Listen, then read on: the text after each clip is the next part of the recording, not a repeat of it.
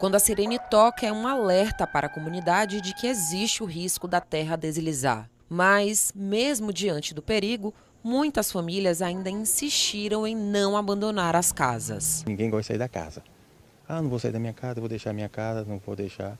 Mas é melhor você sair. Quer que você vai perder uma vida?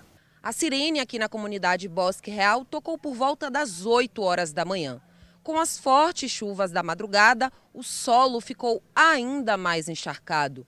E o risco de que uma tragédia aconteça é grande. Está em risco de deslizamento, para poder se precaver, se tiver mesmo, pegar seus documentos e sair para o Colégio do Marotinho, ficar lá no abrigo. Essa escola se tornou um abrigo temporário. A casa de seu José desabou e agora ele conta com esse acolhimento para ter onde comer e dormir. Quando eles chegaram para mim sair de casa, eu fiquei dormindo no mato. Aí daqui a pouco, desabou tudo, tá lá, para todo mundo ver.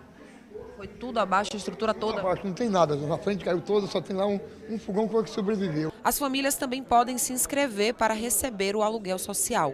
A Secretaria oferta a essas famílias o aluguel social para que elas possam, com um valor estabelecido, poder também estar acolhida permanentemente em um local mais seguro para toda a sua família. A quantidade de chuva ultrapassou 150 milímetros em 72 horas. E a previsão ainda é de tempo instável para os próximos dias, o que aumenta a preocupação com as áreas de risco.